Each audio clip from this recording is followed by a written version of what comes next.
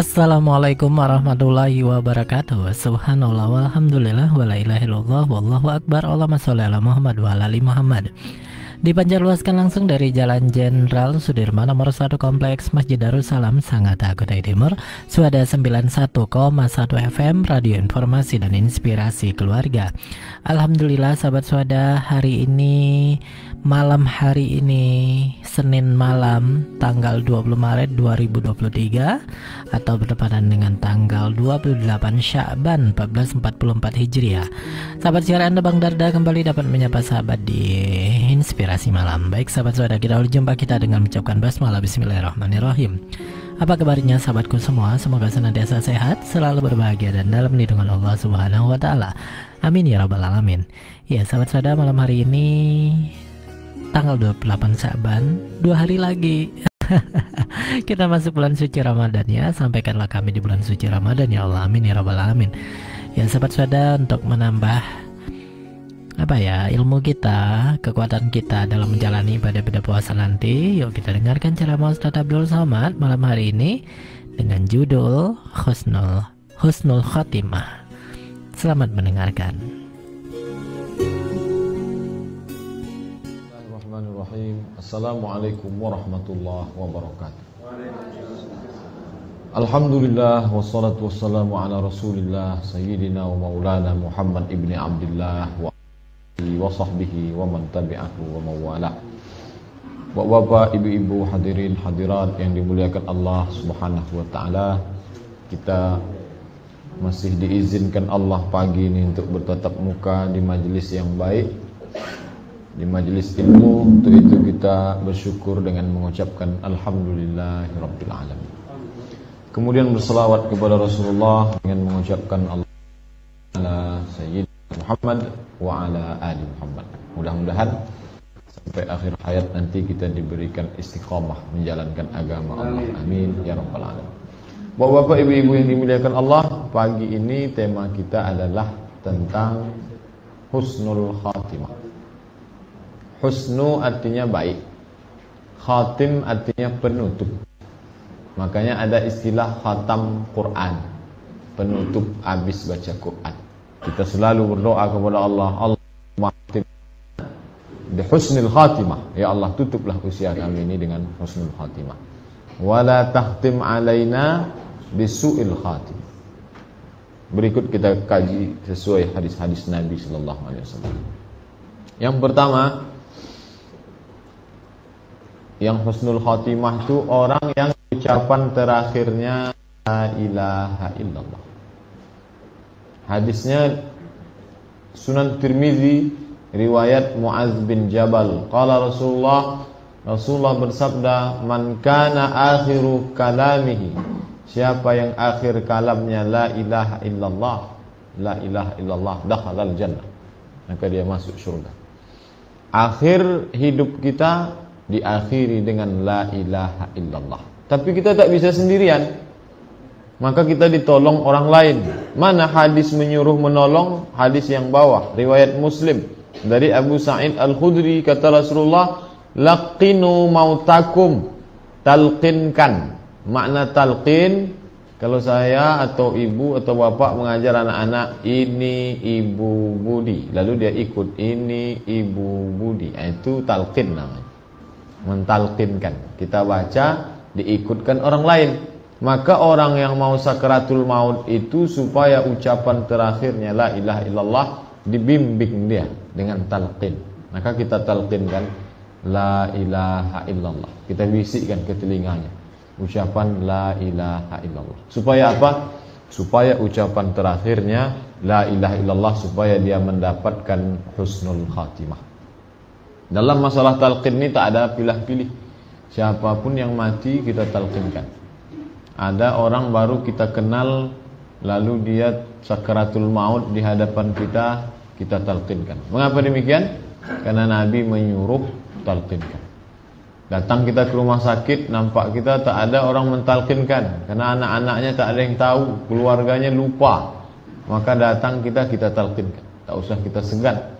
Mengapa? Karena kita sedang menyelamatkan akidah saudara kita. Mungkin waktu hidupnya tak dapat kita tolong, di akhir hayatnya kita tolong.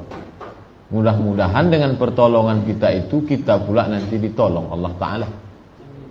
Baik orang yang dikenal, tak dikenal, yang alim maupun tak alim. Jangan pula nanti waktu saya sakratul maut, tak mau bapak mentalkin. Tak usah loh Ustaz itu kita talkinkan, dia udah tahu sendiri itu. Dulu dia menceramahi kita la ilaha illallah, biarkan aja sendiri. Oh udah, tetap juga tolong saya. Karena seperti orang yang hanyut, maka ditolong dia. Waktu lahir dulu kita diazankan, sayup-sayup ke pangkal telinga ayah kita mengazankan. Asyhadu an la ilaha illallah, dia sebut. Waktu mati pun begitu juga. Setiap hari itulah kalimat yang dari mulai kita bangun tadi subuh, sampailah kita sholat, sampailah sekarang, apa ucapan paling banyak? Yaitu dalam sholat, asyhadu an la ilaha illallah. Dalam khutbah Jumat, asyhadu an la ilaha illallah. Dalam azan, asyhadu an la ilaha illallah. Awal hidupnya diawali asyhadu an la ilaha illallah, di pertengahan hidupnya diisi la ilaha illallah, matinya pula ditutup dengan la ilaha illallah. Bahwa kita ini terlahir semua la ilaha illallah, betul, tak ada keraguan. Bahwa kita dalam hidup ini berusaha dalam la ilaha illallah, betul. Tapi apakah ucapan akhir hayat kita la ilaha illallah, tak ada yang tahu. Oleh sebab itu kita selalu berdoa, berharap, berusaha supaya akhir kalam kita la ilaha illallah, supaya mendapatkan husnul khatimah. Mudah-mudahan kita ini termasuk yang akhir usianya husnul khatimah. Amin ya rabbal alamin. Ini yang pertama. Jadi semua yang kita lakukan dalam hidup ini, dari mulai salat, puasa, haji, zikir, itu dalam kerangka supaya di akhir nanti ditutup dengan la ilaha illallah. Makanya disebut afdalul zikri la ilaha illallah. So afdal zikir adalah la ilaha illallah. Itu yang pertama. Yang kedua, keningnya berkeringat. Hadisnya riwayat At-Tirmidzi. Waktu itu ayah Ibnu Buraidah berada di Khurasan. Khurasan itu di Iran. Dia mengunjungi saudaranya yang sakit. Dia tengok saudaranya yang sakit itu waktu meninggal basah kening. Maka kata dia, saking kagumnya dia menengok, Allahu Akbar, Masya Allah. Mengapa? Karena dia mendengar Rasulullah bersabda, kata Rasulullah, mautul mu'min bi'araqil jabin. Orang beriman itu kalau mati dalam keadaan beriman, husnul khatimah, bi'araqil jabin, keningnya basah, berkeringat. Mengapa? Apa menyebabkan keringat itu keluar? Ini pendapat ulama di bawah, Tuhfatul Ahwazi. Yang pertama, karena katanya adalah sakratul maut itu sangat kuat, sangat keras. Maka saking kerasnya berkeringat kening. Tapi pendapat kedua ini yang menjadi perhatian. Pendapat kedua, karena rasa malu kepada Allah Subhanahu wa ta'ala. Mengapa malu? Sebelum mati itu datang malaikat menjanjikan kabar gembira. Kata malaikat, Allah takhafu, jangan kau takut, wala tahzanu, jangan kau bersedih, wa abshiru bil jannati allati kuntum tu'adun, engkau masuk ke dalam syurga Allah.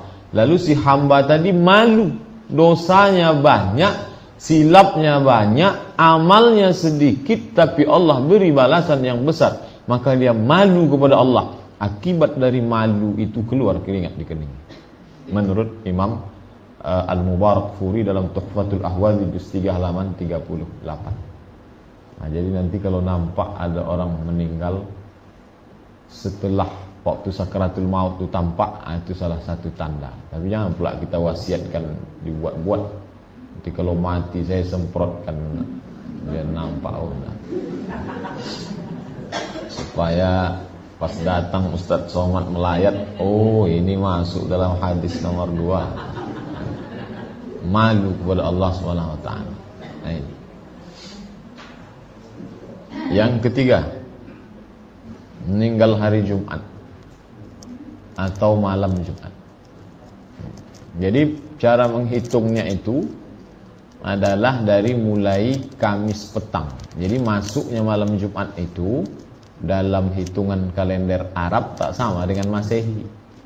Jadi kalau kalender Masehi jam 12 malam itu berganti. Kalau Arab waktu tenggelam petang itu. Jadi petang Kamis itu sudah masuk malam Jumat. Jumat petang itu malam Sabtu. Nah, jadi perhitungannya petang Kamis tenggelam matahari itu sudah masuk Jumat. Sampailah besok. Kalau ada orang meninggal hari Jumat atau malam Jumat, hadisnya riwayat Imam Ahmad bin Hanbal, yang meriwayatkannya Abdullah bin Amr. Kata Nabi, ma min muslim, seorang muslim yamutu yaumal jumu'ah, mati hari Jumat, au lailatal jumu'ah, atau malam Jumat, illa waqahu Allahu fitnatal qabri, maka Allah menjaganya dari azab kubur, maka dia mendapat husnul khatimah. Kematian ini tak pula bisa kita atur, kita setting, tidak bisa.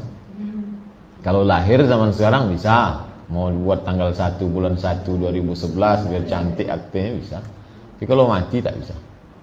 Oleh sebab itu jangan kita rencanakan, semuanya kembalikan kepada Allah Subhanahu wa taala sesuai dengan usaha, niat baik, buat baik, Allah kasih yang baik insyaallah.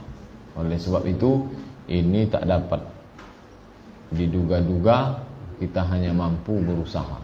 Tapi hadis ini disebutkan dalam hadis riwayat Imam Ahmad. Selanjutnya 4, meninggal dalam perang jihad. Berjihad dia pada zaman Nabi, perang Uhud, perang Badar, perang Khandaq, atau zaman sekarang pergi dia ke Palestina, perang melawan Israel, atau beberapa tahun lalu saudara kita yang perang di Ambon, perang jihad. Maka dalam surat Ali Imran kata Allah, wala tahsabanna alladzina qutilu fi sabilillahi amwata. Jangan kamu sangka orang yang mati di jalan Allah itu mati. Yang terbunuh di jalan Allah fi sabilillah itu kamu sangka mati, bal ahya, mereka itu hidup.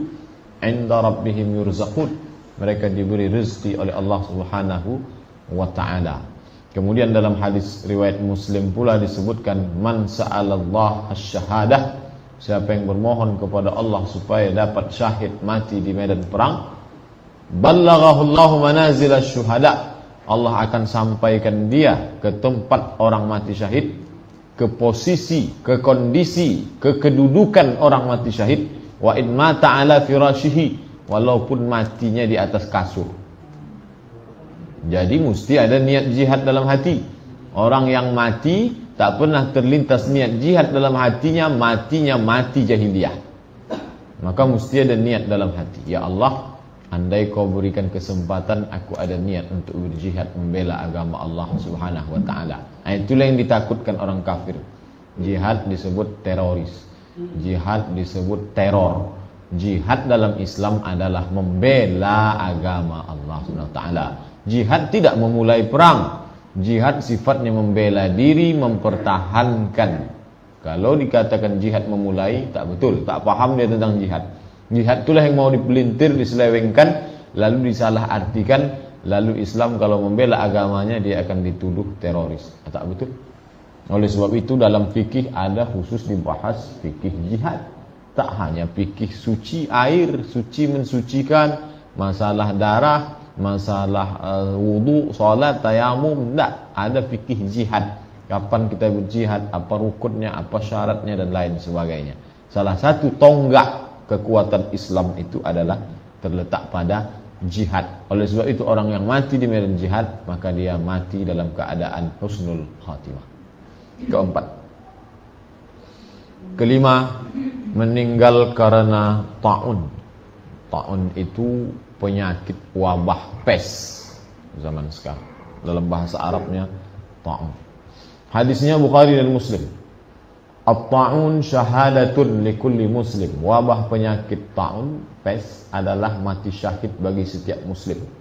Jadi tak hanya orang yang mati berjuang fisabilillah saja yang mati syahid. Orang yang terkena wabah penyakit pes itu pun mati syahid. Mengapa? Nah, itu pertanyaan. Mengapa dihukumkan sama? Di bawah ini penjelasannya dalam kitab Fathul Bari karya Imam Ibnu Hajar Al-Asqalani. Ada syaratnya. Apa syaratnya? Ketika wabah itu datang, na'udzubillah, andai wabah itu datang ke Pekanbaru, maka dia menetap di sini, dia tak lari. Dia tidak pergi keluar tempat wabah itu datang. Dia menerima dengan penuh kesabaran. Dia terima bahwa itu adalah qada dan qadar Allah. Lalu dengan kesabaran itu dia mati. Maka itulah baru dapat syahadah. Tapi kalau waktu kena itu dia mengutuk, mencaci maki, sumpah serapah, matinya tak mati syahid. Ya mati konyol. Oleh sebab itu mengapa disebut tak boleh pergi? Karena penyakit ini menular. Kalau dia pergi ke tempat lain, maka wabah itu akan berpindah kepada orang lain, akan makin banyak menyebar. Maka dia bersabar menerima penyakit itu di tempat tersebut dengan penuh kesabaran bahwa itu ketetapan Allah Subhanahu wa taala, masuk dalam rukun iman yang keenam. Antu'mina billah, engkau beriman kepada Allah biqadrihi, dengan qada dan qadarnya, khairihi wa syarrihi, yang baik maupun yang tak baik. Termasuk dalam hal ini masalah penyakit yang disebut dengan penyakit taun. Makanya disebut ia menetap di tempat wabah tersebut, tidak lari keluar dari tempat tersebut, dengan perasaan tidak gelisah, tidak cemas, hanya berserah diri kepada ketentuan Allah dan ridha dengan takdir Allah. Jadi kalau hanya sekedar terkena penyakit ini, lari, tak ridha, maka tak masuk dalam kategori. Jadi dia bersyarat yang ditetapkan oleh para ulama. Hadisnya sahih Bukhari dan sahih Muslim. 6. Meninggal karena sakit perut. Hadisnya sahih, hadis sahih Muslim. Wa man mata fil batni fahuwa syahid. Siapa yang meninggal dunia karena sakit perut, maka ia mati syahid. Tapi ini pun bersyarat juga ditetapkan ulama. Matinya itu dengan karena kesabaran, dan dia menerima itu sebagai takdir Allah Subhanahu wa taala, dan tidak pula dia menyumpah serapah, mengutuk nasib, mengutuk Allah dan lain sebagainya. Dia terima itu sebagai ujian Allah bahwa itulah akhir hayatnya, maka matinya itu dalam keadaan mati syahid. Kenapa? Karena penyakit adalah bagian dari ujian yang diberikan Allah Subhanahu wa ta'ala. 7. Meninggal karena tenggelam. 8. Meninggal karena tertimpa reruntuhan. Hadisnya sahih. Kebanyakan hadis tentang ini hadis-hadis sahih Bukhari dan Muslim. Yang pertama, karena tenggelam. Yang tenggelam itu wal ghariq. Ghariq artinya tenggelam. Orang yang mati tenggelam. Kemudian pula yang ke-8, sahibul hadam, yaitu orang yang tertimpa reruntuhan. Mau pergi ke Sumatera Barat, sampai di bawah bukit longsor, mati. Tapi bersyarat juga, perginya itu karena mau mengambil S3 di Universitas Andalas misalnya, karena Allah SWT. Kalau perginya mau berbuat maksiat, selingkuh, oh yang tidak bisa. Sudah tertangkap, dibuka mobilnya, tertangkap sama orang, itu tak bisa. Oleh sebab itu bersyarat juga perjalanannya tidak maksiat, dalam rangka ketaatan kepada Allah. Tahu-tahu datang musibah, maka itu masuk kategori orang yang mati syahid. Begitu juga dengan tenggelam. Jadi orang yang tenggelam di kapal Titanic jangan kita sebut mati syahid. Mereka minum kamput, minum wine di situ, dapat mati syahid. Nah, Sukhoi nanti kita bahas.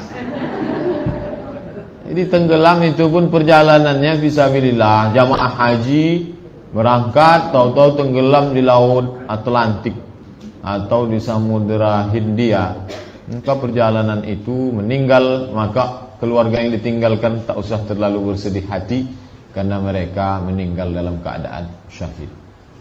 Tapi kalau perjalanan itu maksiat, maka tak dapat dikatakan sebagai mati syahid. 9. Meninggal karena melahirkan. Inilah kelebihan perempuan yang tak didapat laki-laki. Inna syuhada'a ummati, kata Nabi, hadisnya riwayat Imam Ahmad, sesungguhnya para orang mati syahid di antara umatku idzan laqalil, sedikit. Di mana dia yang menyebutkan perempuan? Wal mar di ujung terakhir. Wal mar'atu yaqtuluha waladuha. perempuan yang mati terbunuh karena anaknya, maksudnya mati karena melahirkan. Proses mengandung 9 bulan 10 hari, proses panjang dengan berbagai macam, ya kalau bahasa Al-Qur'annya wahnan ala wahnin, lemah di atas lemah. Tak ada kesulitan yang lebih sulit daripada itu, tak tergambarkan dengan kata-kata. Lalu dalam perjalanan itu meninggal dunia dia, maka Allah Ta'ala berikan balasan atas kesabarannya, tak ada dalamnya perbuatan maksiat, benar-benar ridha karena Allah. Maka keluarga yang ditinggalkan tak perlu bersedih hati karena dia mati dalam keadaan syahid. Hadisnya disebutkan dalam hadis riwayat Ahmad. Oleh sebab itu, entah keluarga kita, tetangga kita, maka kita sampaikan kepada keluarga yang ditinggalkan, wa basyiris sabirin, berikanlah kabar gembira, alladzina idza asabathum musibah, kalau mereka ditimpa musibah, inna lillahi wa inna ilaihi raji'un. Tapi ada kelebihan lain, bahwa Allah Ta'ala berikan kelebihan mati syahid bagi perempuan yang meninggal karena melahirkan. 10. Meninggal karena terbakar. Hadisnya riwayat Imam Malik dalam Al-Muwatta dari Jabir bin Atiq. Orang yang mati syahid itu ada 7. Di antaranya adalah dalam kata kalimat wal hariq, baris terakhir nih. Ini yang disebut terbakar. Wal hariq, terbakar. Dia seorang yang saleh, baik, bekerja di pemadam kebakaran, lalu kemudian terjebak oleh api, mati dalam tugasnya, masuk kategori itu. Atau rumahnya terbakar, dia tak sadar, mati dalam itu. Tapi kalau nanti terbakar lokalisasi, lalu ada orang mati, jangan kita bilang ini kita antar jenazah dia mati syahid. Oh, apa pula mati syahid? Matinya dalam keadaan tak beriman. Kata Nabi, la yazni zani hina yazni wa huwa mu'min. Seorang yang berzina tak berzina kalau dia beriman. Ketika dia berzina itu tak ada iman dalam dirinya, tak dapat kita katakan mati syahid. Oleh sebab itu, ini pun bersyarat, jangan kita pahami secara bebas tekstual. Ada penjelasannya disebutkan ulama. Oleh sebab itu ini penyakit, ini adalah musibah yang ditimpakan Allah. Sudah cukup usaha, tapi ternyata begitulah kehendak, qada dan qadar Allah SWT. Lalu dia beriman, mati dalam keadaan keimanannya. Saudara yang ditinggalkan bersabar, bahkan bersyukur. Kenapa? Karena ternyata saudara mereka mati dalam keadaan syahid. Husnul khatimah. 11. Meninggal karena asul. Itu penyakit. Sul, apa penyakit sul itu? Kalau sekarang tuberkulosis. Sesungguhnya orang yang mati syahid di antara umatku adalah termasuk di dalamnya disebutkan wasul. Nah, ini dia, syahadah. Ini pun meninggal mati syahid, tapi bukan karena dibuat-buat, bukan karena disebabkan kesengajaan, tapi karena memang menerima takdir Allah Subhanahu wa ta'ala. Ini termasuk kategori orang yang mendapatkan kebaikan di akhir hayatnya. Tapi tentunya juga bersyarat. Hampir semua ini ada syarat. 12.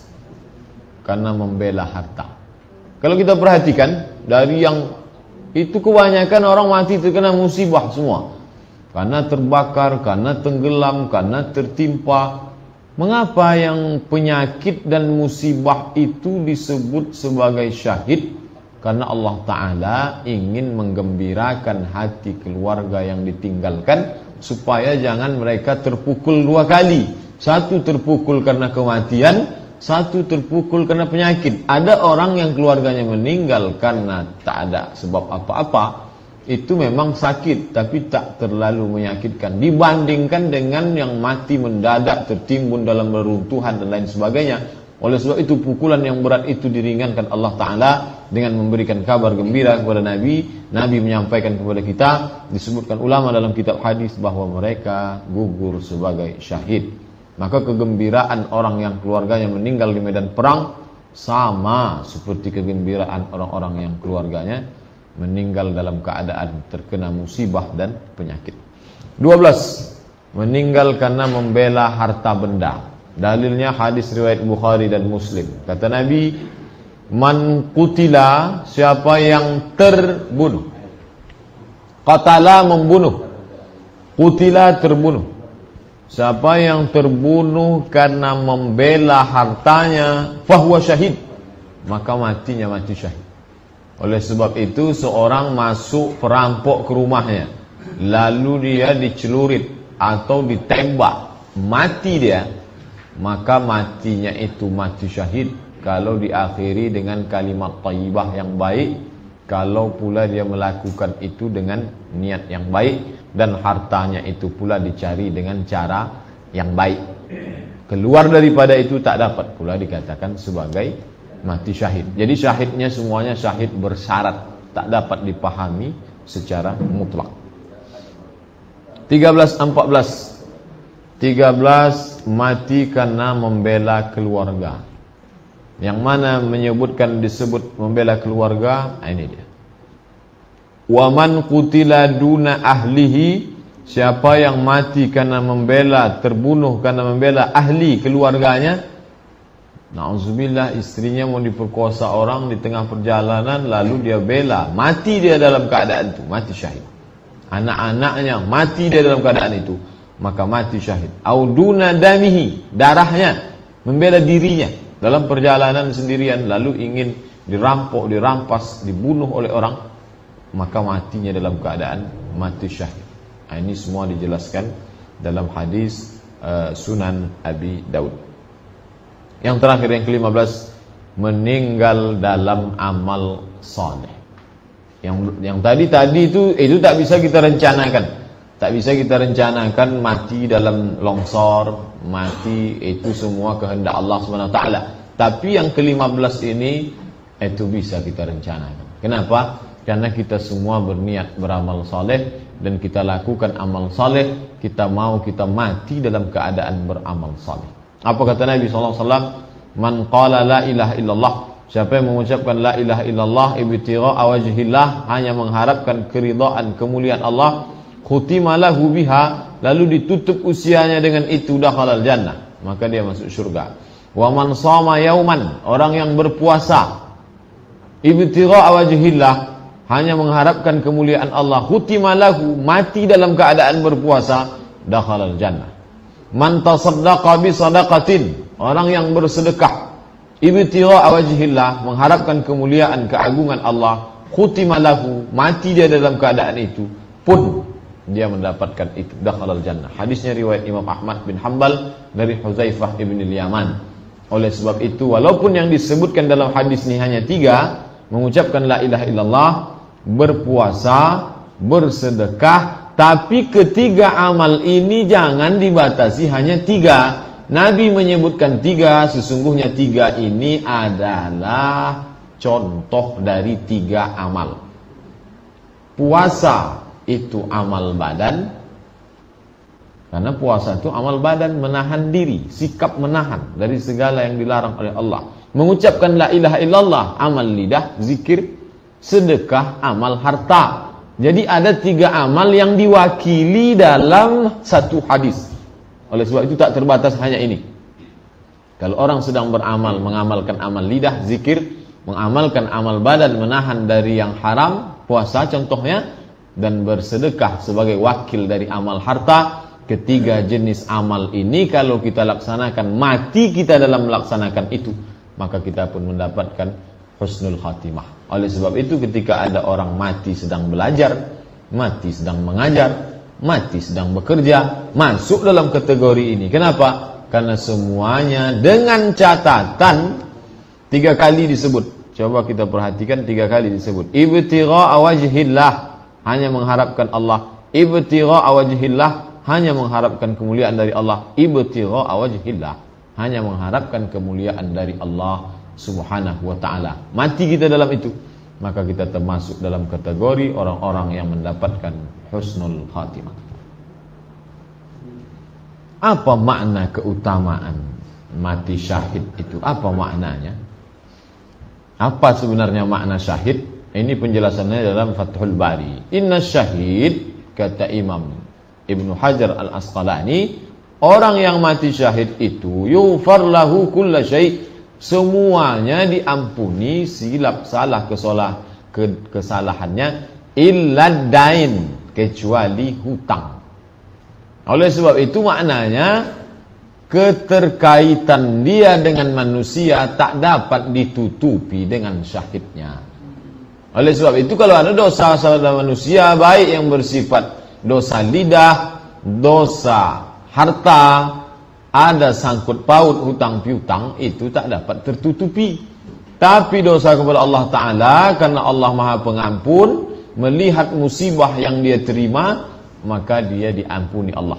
Ketika datang seorang sahabat bertanya kepada Nabi, ya Rasulullah, mengapa orang yang mati syahid itu tak terkena azab kubur? Kata Nabi SAW, satu tebasan pedang di kepalanya cukup mewakili sakitnya azab kubur.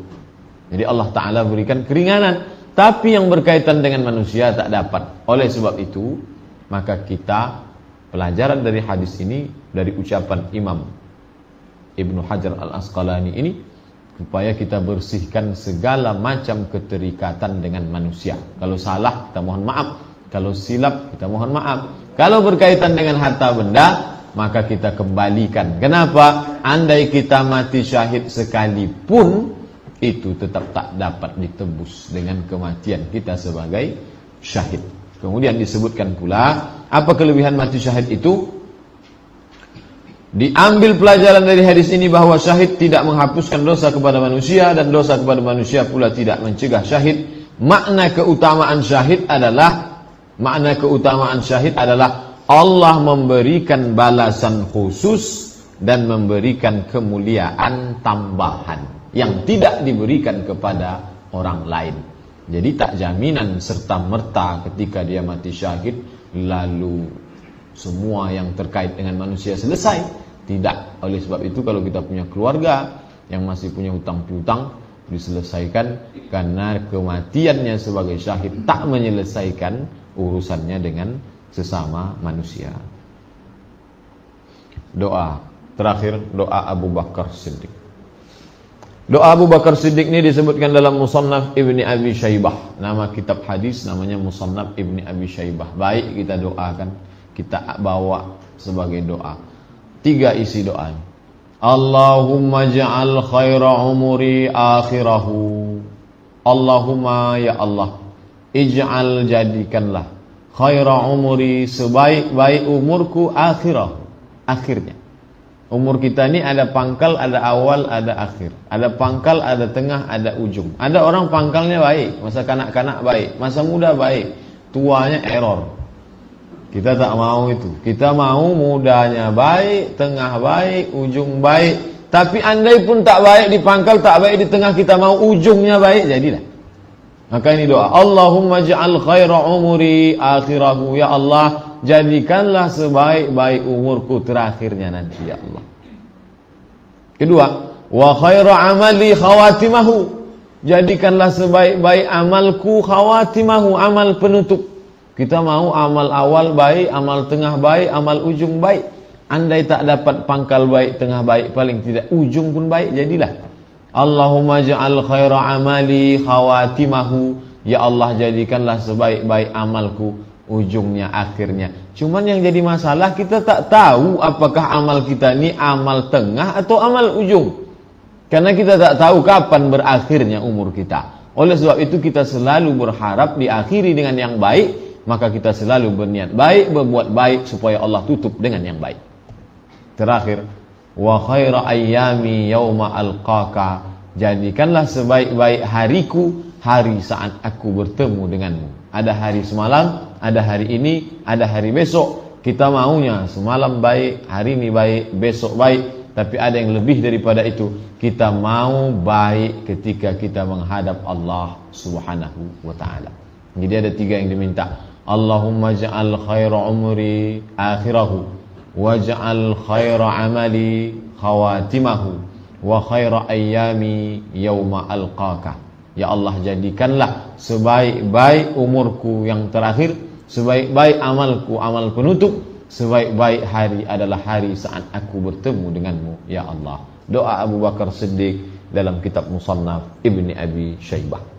Bapak dan Ibu hadirin yang dimuliakan Allah Subhanahu wa taala, umur ada awal, ada tengah, ada akhir. Kita sedang menjalani, kita berharap supaya di akhir usia kita ini ditutup dengan yang baik insyaallah. Amin ya rabbal alamin. Sebaliknya pula, mungkin ada saudara, kerabat, tangga kita yang mengalami hal-hal yang disebutkan di atas tadi, maka kita sampaikan, bersabar. Kenapa? Karena mereka termasuk golongan orang yang syahid. Syahid diambil dari kata syahidah. Syahidah contohnya penggunaannya asyhadu. Asyhadu, aku bersaksi. Syahid maknanya dua. Yang pertama, syahid artinya dia disaksikan. Yang kedua artinya dia menyaksikan. Mengapa disebut dengan syahid? Syahid disaksikan karena kematiannya disaksikan oleh para malaikat. Mengapa disebut menyaksikan? Karena saat dia mati itu pun dia menyaksikan malaikat. Jadi maknanya dua. Satu disaksikan, dua menyaksikan. Dua-duanya berkaitan dengan malaikat. Oh, kalau begitu ada orang yang mati tak disaksikan malaikat, semuanya disaksikan. Hanya saja malaikat maut menyaksikan. Tapi orang yang mati syahid, malaikat rahmat, para malaikat turun menyaksikan kematiannya. Itu yang kita mau. Kalau sekedar malaikat maut, semua disaksikan malaikat maut. Oleh sebab itu yang kita inginkan adalah malaikat rahmat, malaikat pembawa kesabaran. Yang paling kita harapkan adalah malaikat yang datang memberikan kabar gembira. La takhafu, jangan kau takut. Wa la tahzanu, jangan bersedih. Wa abshiru bil jannati allati kuntum tu'adun. Maka kita tengok ada orang yang mati tersenyum. Katanya mati itu sakit.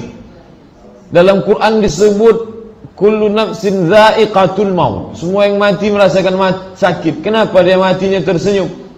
Yang disampaikan malaikat itu lebih menarik, lebih menyenangkan daripada sakitnya kematian. Sakit memang, tapi kesakitan itu dikalahkan oleh kegembiraan karena mendapatkan kabar gembira dari malaikat. Makanya dia mati dalam keadaan tersenyum. Oleh sebab itu yang kita inginkan. Maka kita bentuk dari sekarang, dari mulai niat baik, amal baik, berharap diakhiri dengan baik, dan senantiasa berhusnuzon kepada Allah Subhanahu wa taala. Mudah-mudahan akhir usia kita ini baik insyaallah. Amin ya rabbal alamin. Itu yang dapat saya sampaikan berkaitan dengan 15 husnul khatimah. Terima kasih perhatian Bapak dan Ibu. Mohon maaf ini sekedar pengantar dialog tanya jawab. Wassalamualaikum warahmatullahi wabarakatuh.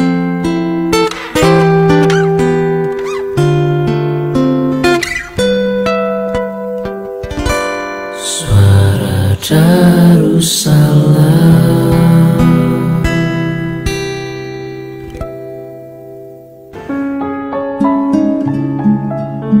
Dan dialah yang menidurkan kamu di malam hari, dan dia mengetahui apa yang kamu kerjakan pada siang hari. Kemudian dia membangunkan kamu pada siang hari untuk disempurnakan umurmu yang telah ditentukan. Kemudian kepada Allah lah kamu kembali. Lalu dia memberitahukan kepadamu apa yang dahulu kamu kerjakan.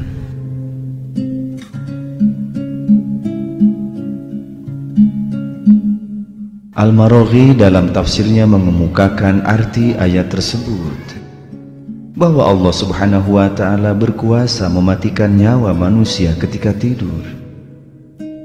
Lewat tidur, Allah Subhanahu wa ta'ala menghilangkan kekuatan indera manusia serta menghalanginya berbuat terhadap diri sendiri. Hanya dialah yang mengetahui seluruh perbuatan tiap manusia di siang hari.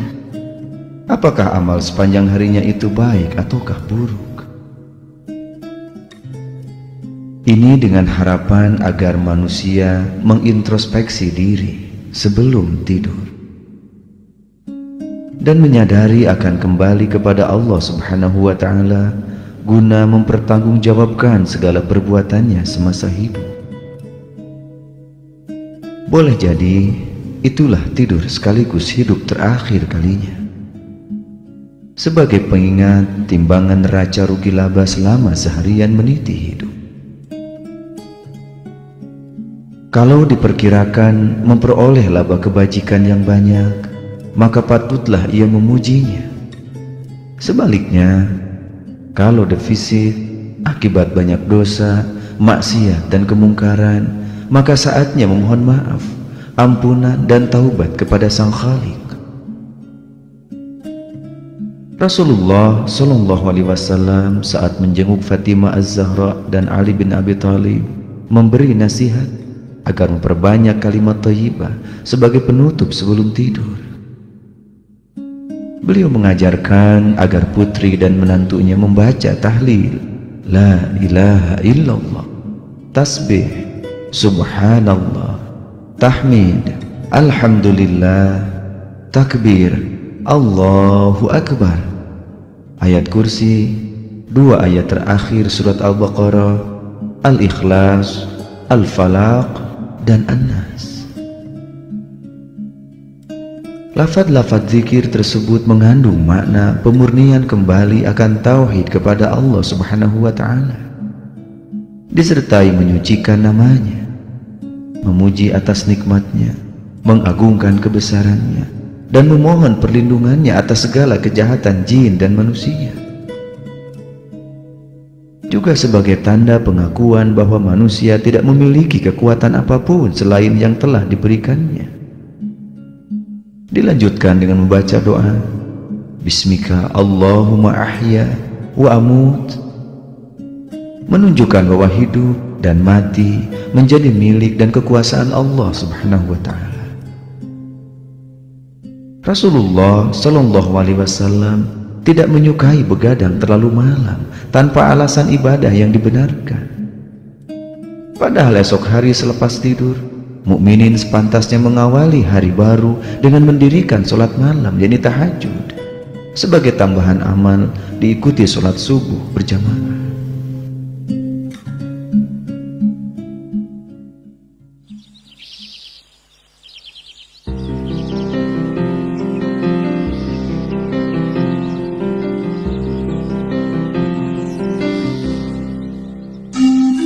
Mendengarkan bacaan Al-Quran dapat menghilangkan perasaan sedih, menenangkan jiwa yang gelisah, melunakkan hati yang keras, serta mendatangkan petunjuk Allah Subhanahu wa Ta'ala. Di dalam Al-Quran surat Al-A'raf ayat 204 yang artinya, dan apabila dibacakan Al-Quran, maka dengarkanlah baik-baik dan perhatikanlah dengan tenang agar kamu mendapat rahmat.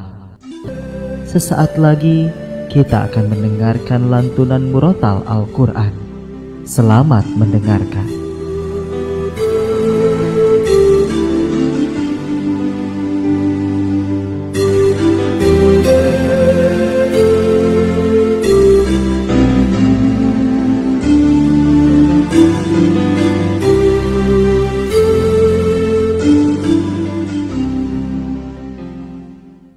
أعوذ بالله من الشيطان الرجيم